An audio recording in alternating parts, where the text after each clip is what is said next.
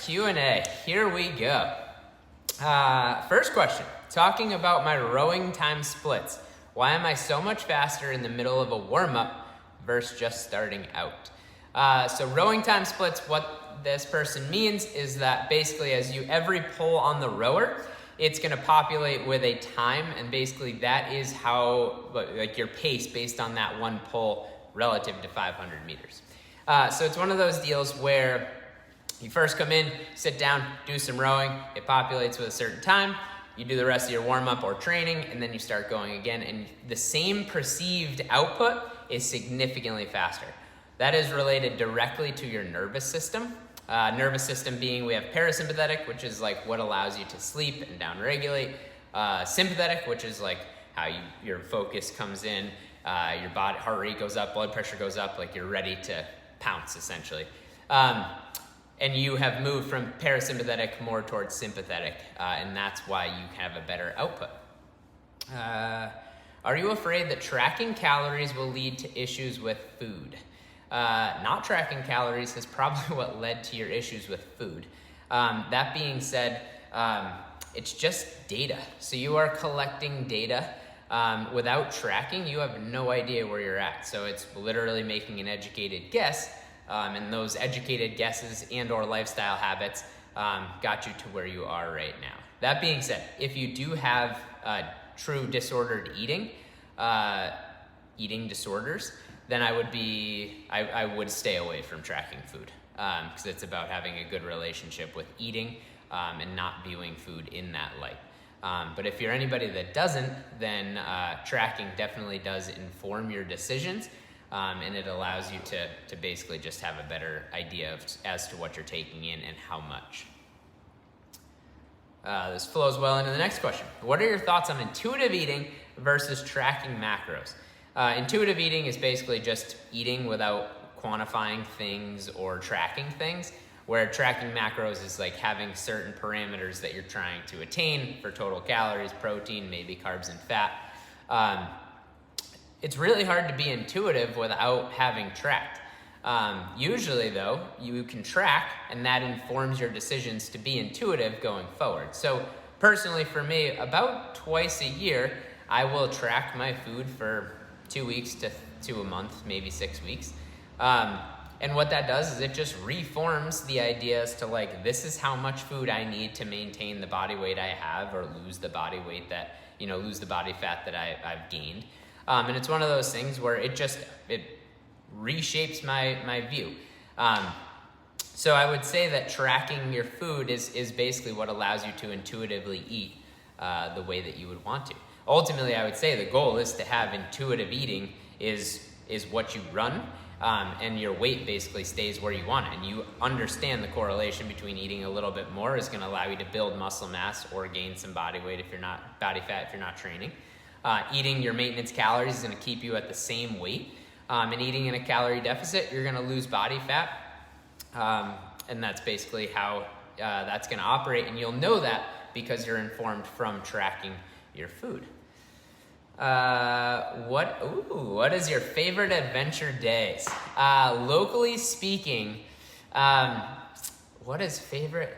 So every time we go to Sugarloaf in the winter, wake up in the cabin, I get up early before everybody else, and I'll sneak out, drive up to the mountain, put on a headlamp, put on these little snowshoes with crampons, headphones in with a podcast or music, snowboard in a backpack, and I will hike up Sugarloaf.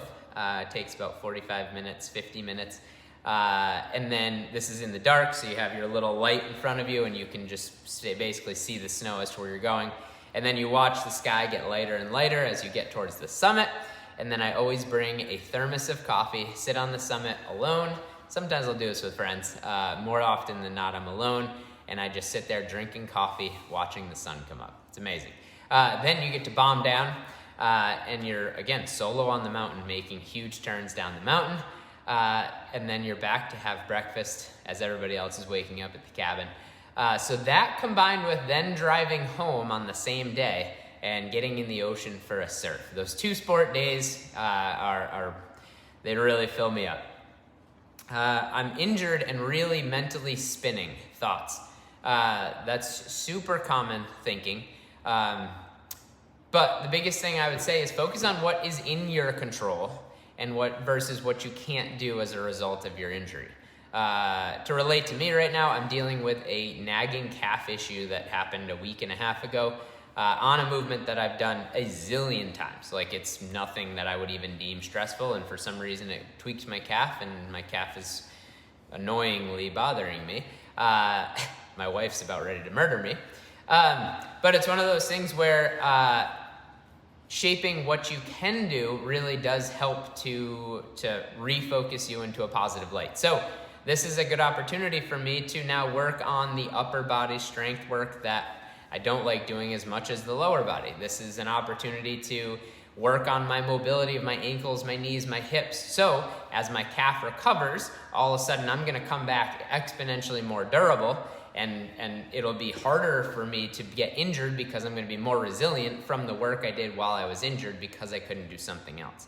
And all of a sudden, as soon as I start thinking in that light, now it's like this bummer and this negative has turned into a sweet positive where I'm gonna roll out the back of this even better than I was before. So figure out what you can do instead of what you cannot, and all of a sudden you're gonna start to feel pretty powerful. Is warming up necessary? What are the principles I should focus on? They absolutely are necessary. We are humans that, for most people, we sit at a desk, drive in a car, do things that are not physically moving. So you need time to warm up, to get yourself prepared. And the principles for that, I would say, are I like doing something to like generally get your nervous system slowly starting to come up, get a little bit of movement, kind of wake up into the fact that you're gonna train. So I'll usually go like 10 calories on the rower, 10 on the air bike, 8, 8, 6, 6, 4, 4, 2, 2. Then, let's say you're gonna be back squatting and that's like the movement you're starting with. I would look at what are the demands on each joint. So my ankle, my knee, my hip. So I do some ankle cars, some knee cars, some hip cars, getting each joint prepared. Then I would do like movement specific things. So if I'm gonna be squatting, I'll do some air squats. Then I'll do some goblet squats. Then I'll do some barbell squats, and then I'll start putting weight on the bar. And then usually I like to do something that's gonna get your nervous system like, ooh, we ready to go. And so like that would be if I'm gonna back squat, putting the bar with, unloaded, having the bar on my back and doing a set or 2 sets of like 5 to 6 jump squats. Something where it's just like maximal force output. So basically once you start loading the bar up, you're gonna be ready to go.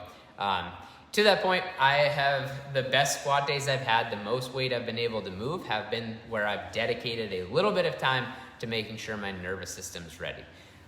Lower impact ways of doing that would be like an all-out sprint for like 10 seconds on the rower or the air bike. So do like 20 seconds just building up pace and then just fucking let it rip. Something like that is immensely helpful. But yeah, I'd say warming up is definitely necessary. What's the easiest way to start a new habit? There's a guy, BJ Fogg. He came up or invented this thing called tiny habits. It's pure gold. Basically, any habit that you're looking to do, you want to associate that with something you currently do that's like a non-negotiable, you don't even think about. It's an automatic behavior. And then you want to make this new habit tiny, right? So like, talking about reading, everyone's like, oh, I want to read, so I'm going to read a chapter every night. A chapter? You don't read. You watch Netflix, fall asleep. You're going to go upstairs, wake up, and read a chapter? Like, let's be real. So instead, it would be read 1 sentence. So like the inertia to read 1 sentence, pretty tiny. So focus more on that. And then you're going to associate it with something you already do. So you should, and you better, and if you don't, do it. Brush your teeth before you get in bed. Every time you brush your teeth, that's the thing that you already do, and you don't think about. Then have your book right next to the sink. So literally finish brushing your teeth, rinse your mouth, open it, read 1 sentence. Chances are you're going to read more than 1 sentence, but you're on the hook for 1 sentence. You read more? Great. You read 1 sentence? Great. You did it. Tiny habits. Moving on. Next question.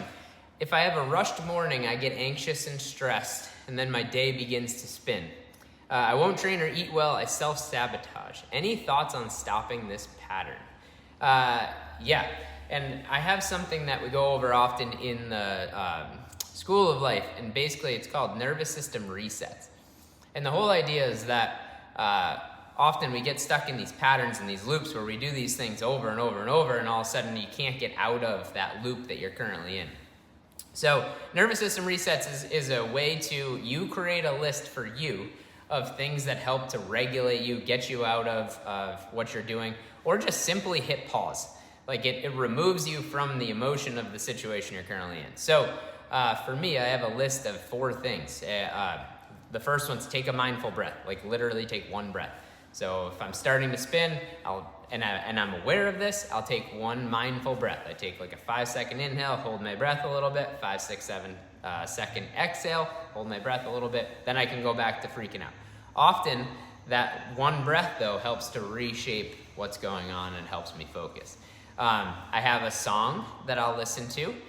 So I put that song on, do nothing but blast it in headphones, and that 3-minute opportunity to just again hit pause is helpful. I'll take a walk, like even a 5-minute walk. So basically those are what work for me, but create a list for you of things that are quick. And the idea is like one of them might not be right. Like one breath for me might not do enough to change my state. But if I take one breath and listen to that song, a lot of times those have become triggers now for me to reevaluate my internal scene. And that allows me to make decisions going forward. So nervous system resets, create a list, put it on your phone, make it super easy to see so you know what's there. Often just seeing that, like the visual of seeing it, will help you to be mindful of actually remembering to do this. And then I know like as soon as I feel anxious, I get this like internal longing for that song, and all of a sudden, boom, here we go. I'm working to increase my back squat numbers. I've added 5 pounds each session, but I'm hitting a wall and can't do that as regularly now. How can I still progress or add in progressive overload? Yeah, like linear progression's awesome, meaning going up by a small increment each time weight-wise, or keeping the weight the same and going up the exact same, going up 1 rep every time at the exact same weight. But that can't go on forever, otherwise people would squat 4,000 pounds and bench press 4,000 pounds. Like you will come to a place where that no longer works. Or it happens way slower. So other ways that you can kind of build progressive overload, keep adding stimulus, would be drop the weight a little bit and then get into tempo work. Tempo work being either pause squats, so you, instead of lowering to the bottom, bouncing out of the bottom and coming right back up, you'd go down, pause, eliminate the bounce so you don't get that stretch reflex, and then stand. Other way you could do that, it would be tempo work. So, say you're gonna do 5 squats, you could do 3-second lower. So it's 1, 2, 3, stand, 1, 2, 3, stand. And what that does is it increases the time under tension, basically how long that bar's on your back, how long you're working for. By doing that, like basically getting out of the, going up 5 pounds, basically like drop back to 70% or so of that number, and then add in some tempo work, and then each session play with adding in a rep of the tempo work, or trying to go up and wait a little bit on that. Then you can go back to your 5s, and all of a sudden you'll probably be able to start making forward progress again. Is eating more small meals better for me? A friend said it stokes my metabolism more. Not true. I mean, that was big before. And that was big because what would happen is anytime you eat, there's an uptick in metabolism. So the logic kind of then said, okay, if I take that uptick in metabolism, if I eat a lot of small meals, I'm gonna have continual upticks in metabolism. Turns out when you eat food, there's something called the thermic effect of feeding. Literally, anytime you take food in, your metabolism increases because you need to process that food. It gives off heat. That's called the thermic effect of feeding. So basically, a portion of those calories gets burned just to digest those calories. Shout out to protein because it has the highest. And so what that means is basically anytime you eat, they're going to process that. What they found is it doesn't matter if you have 2,000 calories spread over 10 meals or 2,000 calories at 1 meal, the thermic effect of feeding is going to be the exact same, so it rules that out. So that's been debunked. So it's all based on the total calories, not the timing in which you have those calories. I would aim to eat your calories and build that around performance. So like fuel yourself to perform. and let it be at that. So if you enjoy, training fasted, it's not going to help your fat loss any, but if you feel better doing that, great. Most people, it's the opposite. They feel better when they have a little food in their stomach and a little extra energy from that. Great. Eat, then train. Last question. How do I stop binge eating? Great question. Stop restricting yourself. And that's what leads to this whole binge eating stuff, is people view foods as bad or good. And so what happens is they don't allow themselves to have foods that they enjoy, and they do that for a while, and then they snap, and they can no longer sustain that. And all of a sudden they just said, fuck it, and they take off and they eat whatever they want.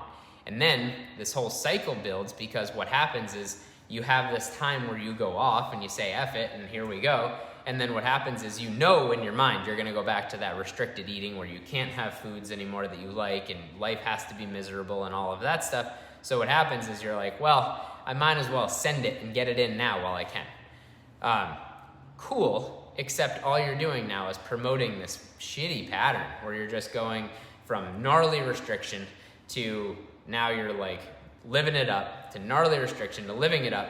And how many times of that cycle are going to happen before this becomes a gnarly problem? So stop binge eating by stop restricting yourself so much. Honestly, it might be advantageous to just figure out what your maintenance calories are and eat at those for a little while. Again, I say this all the time, but it rings true. A general rule is, if you're in a calorie deficit, you're going to lose weight. Doesn't matter if that's 50 calories or 1,000 calories. The more deficit you're going to be in, the faster you're going to lose weight. But I would rather you go in a 50 calorie deficit and see nominal changes over a very long period than try to go to 1,000 and not be able to sustain it. So as long as you're in a calorie deficit, you're good. Make sure your protein remains high, you're good. From there, if you enjoy beer, have a beer. If you enjoy a cupcake, have a cupcake. As long as it's within the parameters or under the umbrella of a slight caloric deficit and you're still getting some protein, you're doing well. Stop restricting yourself, and all of a sudden you're going to absolve yourself of that routine. So that's it for today. Keep firing questions away. I really love doing these. So thanks, guys. I appreciate you watching.